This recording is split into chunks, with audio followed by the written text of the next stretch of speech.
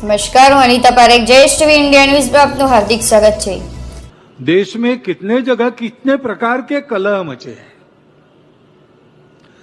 भाषा को लेकर विवाद, पंथ संप्रदायों को लेकर विवाद,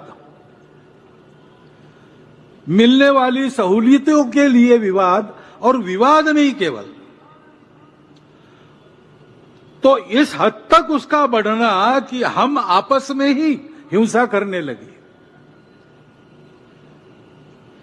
अपने देश की सीमाओं पर हमारी स्वतंत्रता पर बुरी नजर रखने वाले शत्रु बैठे हैं, उनको हम हमारा बल नहीं दिखा रहे, हम आपस में ही लड़ रहे हैं। और हमें भूल रहे हैं कि हम एक देश है, हम एक जन है। यह भी दिखाई देता है। अच्छा, केवल यही होता तो जा जाके प्रबोधन करके इसको ठीक करते, लेकिन इसको हवा देने वाले भी लोग हैं। राजनीति चलती है, हमारा प्रजातंत्र है, अनेक दल अनेक विचार रहेंगे, सत्ता के लिए स्पर्धा रहेगी, रहती है, ये पद्धति है। परंतु उसकी भी एक मर्यादा होती है। ये सारे देश के राजनीतिक दल है, एक दूसरे पर टीका टिप्पणी उनको करनी ही पड़ती है, करे, जितनी अधिक कर सकते करे, परंतु लोगों में विसंवाद उत्पन्न न हो, अपने देश के गौरव को कोई लांछन न लगे, आपस में लड़ाई झगड़ों को हवा न मिले, इतना विवेक तो रखना चाहिए, लेकिन नहीं दिखाई देता। ये सामान्य लोगों के समझ में आता है, वो इससे दुखी होते, वो बोलते नहीं है। दोष किसका, इसकी चर्चा करके व्यर्थ है। अपने देश की एकता, अखंडता, एकात्मता को कायम रखना, ये हम सबका प्रयास होना चाहिए। और अगर उसमें कुछ कमी है तो सबने मिलकर ठीक करना चाहिए। केवल दोषारोपण से काम थोड़ी चलने वाला है। लेकिन ऐसा होता हुआ दिखाई देता है। और दूसरी भी बात है कि थोड़ी बहुत हमारे मन में भी बीच के काल में जो भेद आए, जात पात के भेद आए, पंथ संप्रदाय को लेकर भेद आए, कुछ संप्रदाय बाहर से आए, उनके लाने वाले जो बाहर से थे, उनके साथ हमारी लड़ाइयां हुई, लेकिन अब वो बाहर वाले तो चले गए, सब अंदर वाले हैं। तो उन बाहर वालों का संबंध भूलकर इस देश में रहना, और अभी भी वहां के प्रभाव में यहां जो लोग हैं वो बाहर वाले नहीं, वो अपने ही है, ये समझ के उनके साथ व्यवहार करना, अगर उनके सोचने में कोई कमी है तो उनका योग्य प्रबोधन करना हम सबकी जिम्मेवारी है। लेकिन इस भेद दृष्टि के कारण भी ऐसी जब बातें होती है तो उसके चपेट में हम भी आ जाते हैं। कोरोना वायरस का अपना क्या सामर्थ्य है वो है, लेकिन हमारी इम्यूनिटी कम थी, ये भी एक कारण रहता है। ऐसे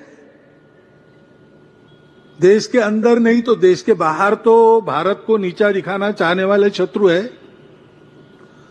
अपने स्वार्थ के लिए भारत को दबाए रखने वाले, आपस में झगड़ता लड़ता रखना चाहने वाले लोग हैं।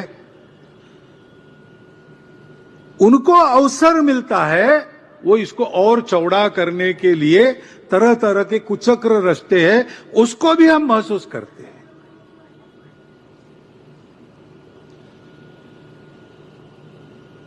सत्य स्थिति को पहचान कर भूतकाल का सत्य, वर्तमान का सत्य सभी का स्पष्ट स्वीकार करते हुए, और लजाने की कोई बात नहीं, गलती भी हुई तो हुई, सुधार लेंगे, इस प्रकार की वृत्ति रखने के साथ साथ और इन सबको ठीक करना और किसी को अवसर न मिले इस प्रकार अपने आप को रखना, अपने समाज को रखना, ये हम सबका काम है।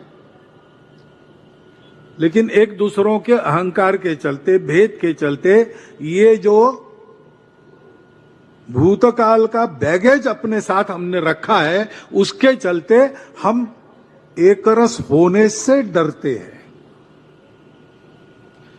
हमको लगता है कि पूरा भारत ये मेरी मातृभूमि है, उस मातृभूमि के भक्ति में हम समरस हो गए तो मेरी अलग पहचान चली जाएगी।